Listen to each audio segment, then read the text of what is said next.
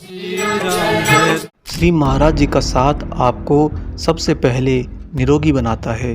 भक्ति करने के लिए पहले आपको एक निरोगी काया की आवश्यकता होती है, क्योंकि उसी काया के अंदर आपके जीवात्मा का स्थान होता है। नमस्कार, स्वागत है एक बार फिर से आप सभी का आपके अपने चैनल हनुमान सेवा परिवार में।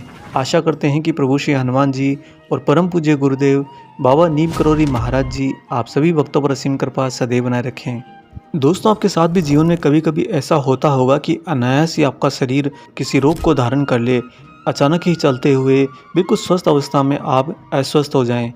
ऐसी परिस्थिति में सबसे पहले आपके मस्तिष्क में यही प्रश्न आता है कि ऐसा मेरे साथ हो कैसे गया।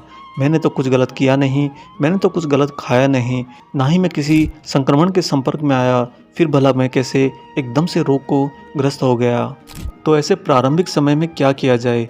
सबसे पहले अगर आप भक्ति के मार्ग पर शुद्धता से चल रहे हैं तो आपके लिए सबसे उत्तम और सबसे सरल उपाय होगा अपने रोगी काया को निरोगी बनाने का। वह है महाराज जी का साथ। बाबा महाराज जी के साथ में रहते हुए जो भी भक्त स्वयं को कभी भी रोगग्रस्त पाते हैं, वह महाराज जी की कृपा से रोग मुक्त भी हो जाते हैं। ऐसा शरीर में कोई रोग, ऐसा कोई भी विकार, ऐसी कोई भी व्याधि नहीं जिसका इलाज महाराज जी की कृपा में ना छिपा हो। बाबा की तो कृपा इतनी ज़्यादा विशाल है कि इस जन्म का तो छोड़िए, जन्म जन्म का रोग भी तुरंत कट जाता है। क्योंकि महाराज जी के जो परम अंश हैं प्रभु श्री हनुमान जी, वो तो स्वयं वो हैं जो संजीवनी बूटी तक लेकर आ गए। और उन्हीं प्राण रक्षक हनुमान की कृपा जब एक भक्त को प्राप्त हो जाती है, एक भक्त को उनका सानिध्य मिल जाता है, तो उसी सानिध्य, उसी साथ के अंदर उस भक्त के जीवन के अंदर आने वाले सारे के सारे रोग उसे त्याग देते हैं और वह भक्त रोग मुक्त हो जाता है। लेकिन महाराज की इस कृपा के अंदर आखिर रोग का निदान होता कैसे है? इसका सबसे बड़ा और सबसे मुख्य जो कारक है, आज की महाराज जी की इस घटना में आपके सामने आ जाएगा और आप समझ जाएंगे कि आखिर हनुमान जी संजीवनी लाने में सफल कैसे हुए थे। दोस्तों, रोग आखिर है क्या? आध्यात्म की दृष्टि से अगर देखो तो रोग वो है जो आप नहीं। आप हैं स्वस्थ और रोग है अस्वस्थ। जो अस्वस्थ होने का अस्तित्व है वो वास्तव में आप नहीं होते हैं, लेकिन आप चूंकि उसके नज़दीक होते हैं इसलिए आप वही हो जाते हैं। कहने का तात्पर्य है कि अगर आप धूप में खड़े हैं तो आपको गर्मी ज़रूर लगेगी। ठीक इसी तरह से जो अस्वस्थ होने का अस्तित्व होता है, आप उसके जब नज़दीक पहुंच जाते हैं तो आप भी उस अस्तित्व के भाव में आ जाते हैं। ऐसे में सबसे प्रमुख जो मार्ग होता है उसे छुटकारा पाने का, वह होता है आपका अपने गुरु, अपने ईश्वर के बहुत ज़्यादा नज़दीक चले जाने का। क्योंकि आप अस्वस्थ होने के अस्तित्व के नज़दीक रहते हुए अगर अपने ही इष्ट के नज़दीक चले जाते हैं तो वह जो अस्तित्व होता है अस्वस्थ भाव का, वह आपके ही गुरु, आपके महाराज जी को समर्पित हो जाता है और अपना अस्तित्व खो देता है। उसका अस्तित्व खोते ही आप अपने अंदर पूर्ण स्वास्थ्य को पाते हैं। यही सबसे बड़ा बाबा के सानिध्य में स्वास्थ्य प्राप्त करने का गूढ़ रहस्य है।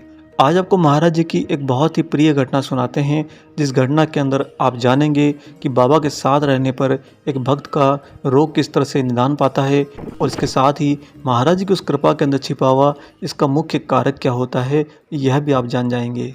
दोस्तों, एक बार हार्वर्ड विश्वविद्यालय के प्रोफेसर और उनकी पत्नी महाराज जी के दर्शन करने के लिए कैंची आश्रम आए। उन प्रोफेसर साहब की पत्नी एक बहुत ही अच्छी चित्रकार थी और उन्होंने अपने हाथ से महाराज जी का चित्र बनाया था। वे दोनों जब कैंची धाम पहुँचे तो उस समय संध्या हो चुकी थी, अतः उन्होंने रात को महाराज जी के पास न जाकर अगले दिन सवेरे बाबा के दर्शन करने का निश्चय किया। लेकिन उसी रात को प्रोफेसर साहब की वह पत्नी सख्त बीमार पड़ गई। पता नहीं क्या हुआ, अचानक से वह ज्वर से बुरी तरह से कांपने लगी और इसके साथ ही जब वह खांसती तो उनके मुंह से अचानक से खून निकलने लगता। ये बिल्कुल ही बहुत ही असाधारण बात थी, क्योंकि जब वे लोग कैंची धाम आए तो वह पूर्ण रूप से स्वस्थ थी। ना ही प्रोफेसर साहब को समझ में आया कि इसका माजरा क्या है, ना ही उनकी पत्नी को समझ पाई इसका कारण क्या हो सकता है।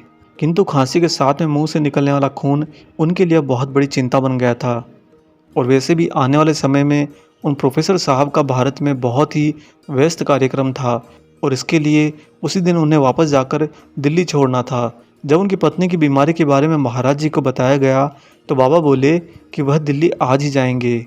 लेकिन वहीं आश्रम में रह रहे एक दूसरे अमेरिकी भक्त जो कि पेशे से डॉक्टर भी थे और जिन्होंने इनकी प्रारंभिक जांच करी थी, उन्होंने महाराज जी को बताया कि बाबा उन्हें भी फ़िलहाल तो रहने की अच्छी जगह पर ले जाया जाए और यह भी कहा कि उन्हें यात्रा लायक होने में कम से कम 1 सप्ताह लगेगा, क्योंकि उनके शरीर में अभी खून की कमी हो गई है। इसके साथ ही उन डॉक्टर ने उस महिला को एक अधिक सुविधाजनक जगह रखने की तैयारी कर ली और जब वे वहाँ से जाने लगे तो उन प्रोफेसर साहब की बीमार पत्नी महाराज जी को प्रणाम करने के लिए बाबा के कक्ष की ओर बढ़ी। दोस्तों, ज्यों-ज्यों प्रोफेसर साहब की पत्नी महाराज जी के समीप पहुंचती, त्यों एक-एक कदम बढ़ाते समय वह स्वयं को पहले से ज़्यादा स्वस्थ महसूस करती और जब वह बिल्कुल ही महाराज जी के समीप पहुंच गई, तो अपने आप को उस समय पूर्ण रूप से स्वस्थ महसूस करने लगी। उन्होंने हाथ लगाकर अपने ही हाथ को जांचा, तो उनके शरीर में ज्वर भी नहीं था और ना ही उन्हें अपने गले में कोई खांसी जैसा आभास हुआ। उसने सिर उठाकर देखा कि महाराज जी सामने बैठे हुए बस मंद-मंद मुस्कुरा रहे हैं, यानी कि बाबा के सानिध्य में कृपा तो हो चुकी थी और उसका रोग जो उसे अगले 10 दिनों तक बिस्तर पर ही रखने को मजबूर करने वाला था, वह रोग अब पूर्ण रूप से अपना अस्तित्व खो चुका था। यानी कि उनका जो रोग है वो सामने बैठे हनुमान महाराज जी के अंदर विलीन हो चुका था। और ये सब कुछ संभव हुआ बाबा के बिल्कुल नज़दीक आने पर महाराज जी के सानिध्य में। उस विदेशी महिला ने महाराज जी को जो चित्र बनाया था, उन्होंने अपने हाथ से उसे बाहर निकाला और बाबा को दिखाया। महाराज जी उस महिला के बनाए हुए चित्र को देखकर बहुत ज़्यादा प्रसन्न हुए। बाबा ने उस चित्र के चारों ओर अपने हाथ से राम राम लिख दिया। बस महाराज जी का राम राम लिखना पूर्ण हुआ कि उस स्त्री ने अपने शरीर के अंदर एक बहुत ही अद्भुत कंपन महसूस करी, ऐसी कंपन जिसके अगले ही क्षण वह पूर्ण रूप से भूल गई कि वह कभी अस्वस्थ भी थी। उस महिला ने यह पाया कि वह रोगग्रस्त होकर महाराज जी के पास आई थी और अब पूर्ण रूप से खुशी खुशी बिल्कुल स्वस्थ होकर बाहर लौटने वाली है। और ये सब कुछ संभव हुआ था महाराज जी के उस चित्र के चारों ओर राम राम लिखते ही। दोस्तों, यही है सबसे बड़ा गूढ़ रहस्य एक रोग के निदान पाने का। जब रोग इस शरीर को ग्रस्त कर देता है, शरीर पर हावी हो जाता है, तो चूंकि यह शरीर एक मंदिर है और इस मंदिर के अंदर बैठी वह जीवात्मा जो हमारे स्वयं की जीवात्मा होती है, वह अपने इष्ट के यानी कि अपने प्रभु के परम अंश की निरंतर एक पुजारी की भांति सेवा कर रही होती है। और उसी सेवा के दौरान जब उसका वह शरीर यानी कि मंदिर रोगग्रस्त हो जाता है, तो उस रोग का नाश करने के लिए वह पुजारी यानी कि वह जीवात्मा सिर्फ और सिर्फ सहारा लेती है परम प्रभु श्री राम जी का। हनुमान जी भी अगर संजीवनी बूटी लेकर आए थे तो राम जी का नाम लेकर लाए थे, क्योंकि हनुमान जी जानते थे कि वह स्वयं तो संजीवनी को पहचान नहीं सकते। अगर पूरा का पूरा पर्वत भी उठाकर ले जा रहे हैं तो वह भी राम जी के भरोसे, क्योंकि हो सकता है कि वह गलत पर्वत उठा ले जाएं। अगर ऐसा उनसे हो जाता दोस्तों, तो उस दिन लक्ष्मण जी के प्राण नहीं बचते। हनुमान जी ने प्रभु श्री राम जी का नाम लेकर जब लक्ष्मण जी के प्राण बचा लिए, तो महाराज जी प्रभु श्री राम जी का नाम लेकर अपने एक अधने से भक्त के रोग का निदान तो चुटकी बजाते ही कर देते हैं। महाराज जी के सानिध्य में रहते हुए प्रभु श्री राम जी का नाम स्मरण करना, यही है वो सबसे बड़ा गूढ़ रहस्य और गूढ़ उपाय जिसके द्वारा आपका कोई भी बड़े से बड़ा रोग तुरंत निदान पा सकता है। और ये बात हम आपको बहुत ही ज़्यादा दृढ़ता के साथ कह रहे हैं, बहुत ही ज़्यादा विश्वास के साथ भी कह रहे हैं, क्योंकि आज से ठीक 2 साल पहले बिल्कुल ठीक ऐसी ही घटना हम अपने जीवन में स्वयं देख चुके हैं, जहाँ पर प्रभु श्री राम जी की कृपा से एक बहुत ही असाध्य रोग जो उस समय संभव ही नहीं था ठीक हो सके, वह मात्र 10 सेकंड के अंदर ठीक हो गया था। प्रभु श्री राम की कृपा न मिले हनुमान के बिना और हनुमान की कृपा न मिले राम जी के बिना, और यही दोनों की कृपा महाराज जी के अंदर निहित है। बाबा के साथ रहिए, महाराज जी के सानिध्य में रहिए, आपके शरीर को रोग तो छोड़िए कोई विचार भी ग्रस्त नहीं कर सकता। हाँ, लेकिन अगर आप महाराज जी से दूरी बना लेंगे तो दोस्तों फिर तो आपका शरीर और आपका जीवन, आपका मस्तिष्क, तीनों में से कोई कभी भी रोगग्रस्त हो सकता है। और उसके बाद में फिर से आपको याद आएगी महाराज जी की, तो आना तो पड़ेगा महाराज जी के पास ही। इससे तो बेहतर है सदैव हर समय बाबा के पास रहिए, बाबा के बिल्कुल नज़दीक रहिए। जीवन में कभी भी आपको कोई भी शरीर के अंदर विकार तुरंत समझ में आता है, तो सबसे पहला कार्य आप जो कीजिए वो अपने महाराज जी के पास चले जाइए, बाबा के बिल्कुल नज़दीक चले जाइए।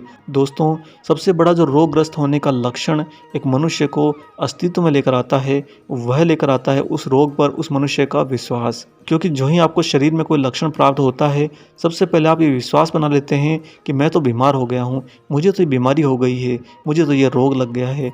ये विश्वास जो है इसको विपरीत करने का कार्य करता है महाराज जी का साथ। जब आप हनुमान जी महाराज जी के बिल्कुल नज़दीक होते हैं, बिल्कुल उनके पास होते हैं, तो आपका विश्वास जो है वो शिफ्ट हो जाता है, आपके उस रोग से हटकर महाराज जी पर चला जाता है। और बाबा पर किया गया विश्वास कभी धोखा नहीं देता।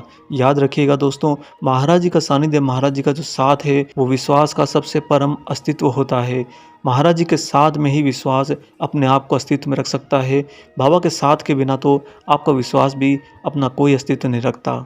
इसलिए जीवन में जब आपको रोग लगे तो भी महाराज जी के पास जाइए, और किसी और को रोग लगे तो सबसे पहले महाराज जी का उसे स्मरण कराइए, बाबा का उसे साथ याद दिलाइए। हम ये नहीं कहते कि औषधि की आवश्यकता नहीं होती, हम ये कहते हैं कि सबसे पहले आपका जो विश्वास उस बीमारी पर आ चुका होता है उसे हटाकर पहले महाराज जी के श्री चरणों में रखना परम कर्तव्य होता है एक भक्त के लिए।